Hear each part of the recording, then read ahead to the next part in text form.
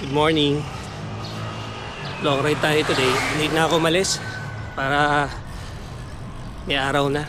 Tingnan natin kung makabalik tayo before 4 p.m. Ganda.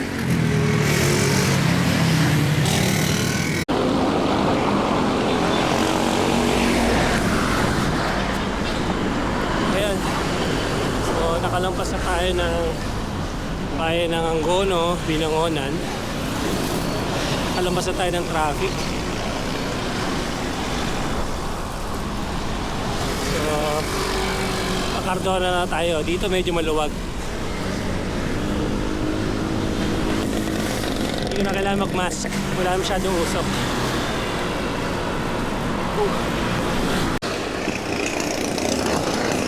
4%.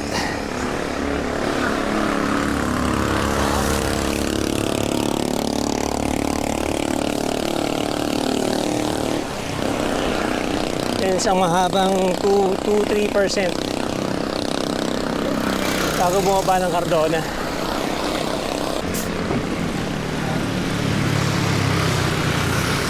Init na.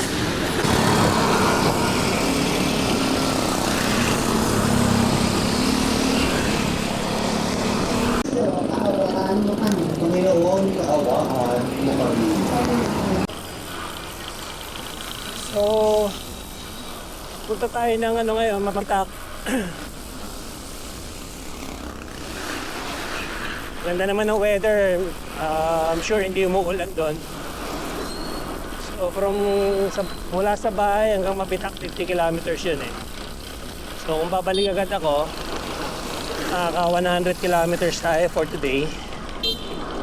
Pero isang option is dumiretso, baba tayo ng Bugarin.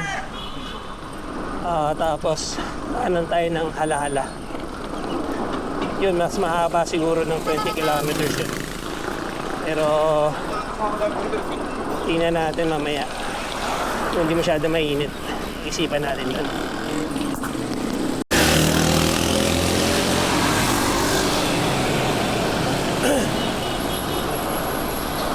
So pwede tayong dumiretso pero kakanan tayo para medyo tahimik yung route.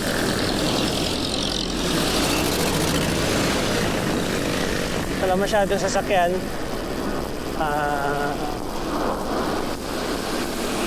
Except sa bayan, siyempre maraming tricycle. Pero kumpara dun sa kabila, mas mabagal yung flow ng traffic dito. So mas relax tayo.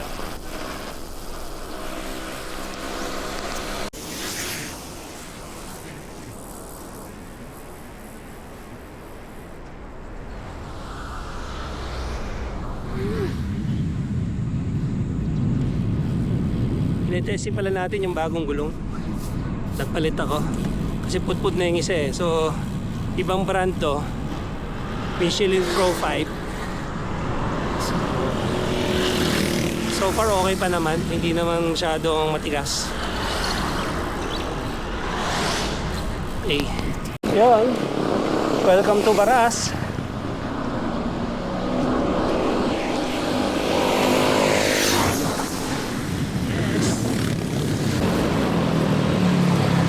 Hey, talay.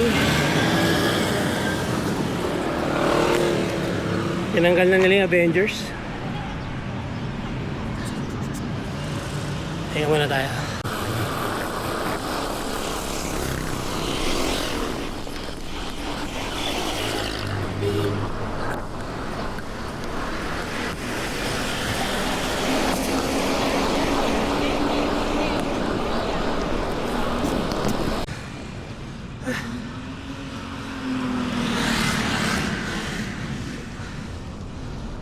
Hangin. Hindi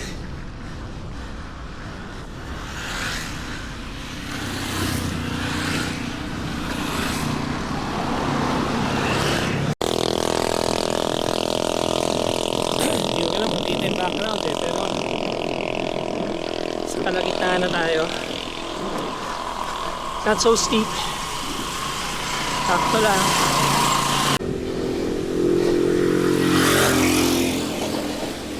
Dapat tayo sa kalahati.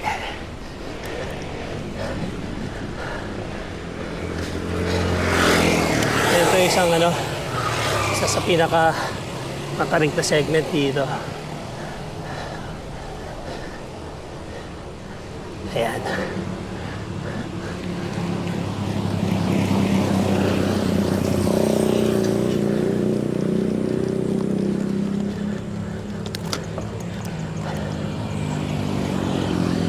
Okay.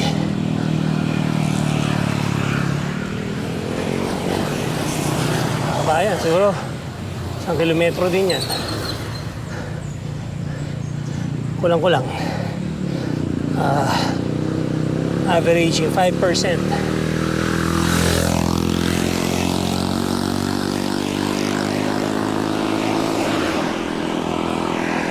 Doon tayo galing.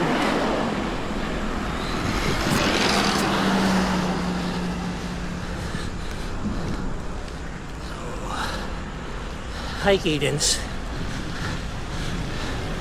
Matatapos din ang ahon.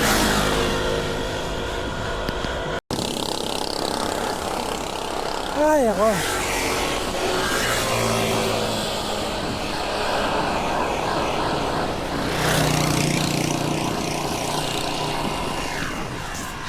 So yun nga, nagpalit nga tayong gulong. So far, okay naman siya. Magang ipa-jack, especially on the climbs, kasi hindi naman siya ganun kabigat.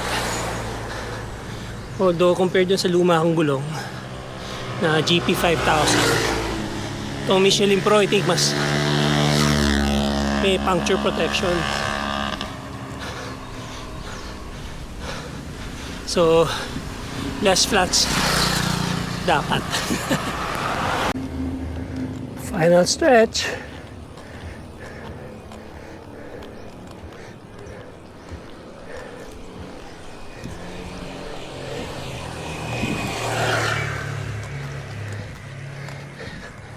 Unlike nung unang akit ko dito, gamit tong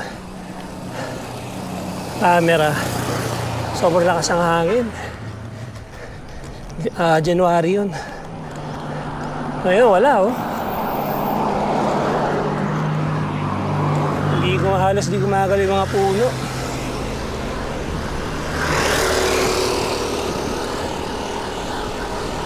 Pero yung weather, malamig pa rin naman. Pati hindi kasing lamig nung January. So, pa-summer na kasi. Yan. Yan yung view deck na hindi ko alam kung pinakagamit o hindi.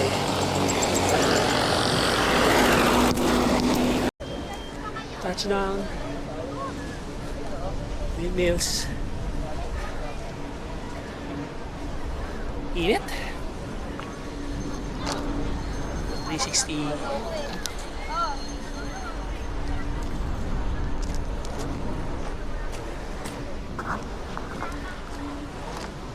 Ayan, so from here baka bumalik na lang tayo. It's 9 o'clock. Hindi na siguro ako bababa para maaga makauwi at makapagpahinga. So iba yung padyak ko ngayon, mabigat yung padyak. I think because of the workout yesterday, nag-legs extensions tayo, yung curls tayo kagabi. We put on some weight, so medyo lamog ang mga legs.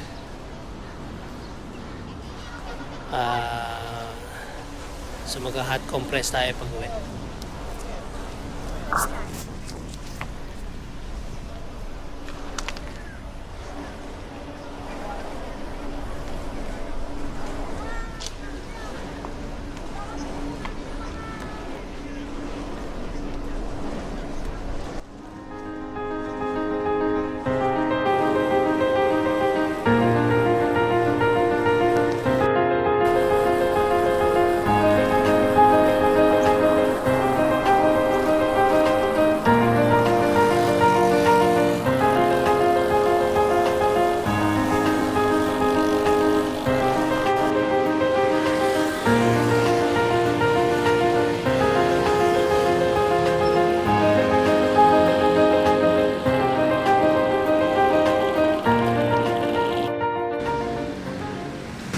Tungo naman tayo.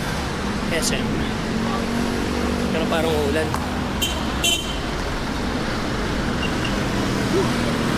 Ilang minute, tapos biglang ulan. Okay. Total ride kilometers 23 kilometers. So hindi mahaba, hindi din mabaikli. So 5.5 hours yung relapse time. Not bad. So ito ko na tapusin yung vlog. Bye.